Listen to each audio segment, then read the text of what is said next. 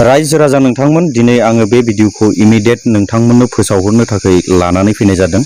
जायफोरा बे भिडिअखौ नुसनग्रोबाय नोंथांमोना बे भिडिअखौ शेयार खालामना हो, खारन दिनैनि दिना माने भुटाननिफ्राय मोनसे एलार्ट फोसावहरनाय जादों जोंनि BTC नि थाखाय सबसे गिख्रंथाव जानानै दङ आरो दिनै 13 अक्ट' ओमफ्राय बेलासिनि 6 रिंगानिफ्राय प्रशासननिफ्राय माने स्ट्रिक होखाबाय, माने माबा मोनसे प्रब्लेमफोर जायोब्ला इमिडियेट कल खालामनो थाखायबो नाम्बारफोर ओरैनो 7थासो नाम्बार होनानै होनाय जादों।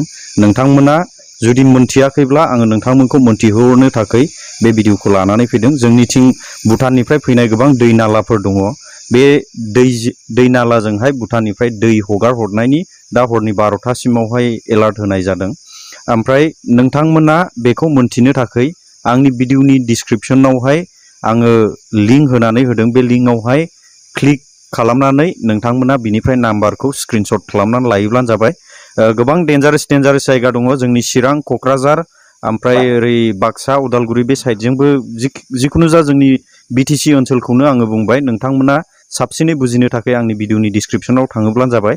खारन आङो नोंथांमोननो मोजां एक्सप्लेनेसन होनो सानदोंमोन, नाथाय टाइमानो सर्ट जानानै होनायलाय आङो दासो बे रिपर्टखौ मोननायलाय आङो इमिडियेट नोंथांमोननो फोसावहरनाय जाबाय।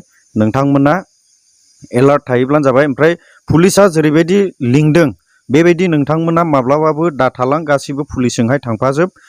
बिनि थाखाय माने सिकिउर जायगाखौ बानायनानै दोनजोबखाबाय।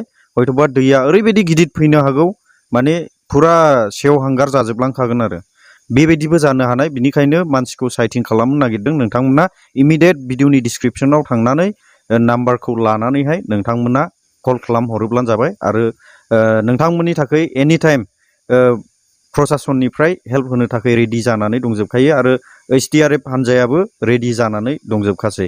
थ' आङो बेसेखिनि बाथ्राखौनो नोंथांमोननो फोरमायहरनानै बेयावनो दोनथ'नो सानबाय। स' थेंक इउ। बर' हारि जिउ गोलाव जाथों।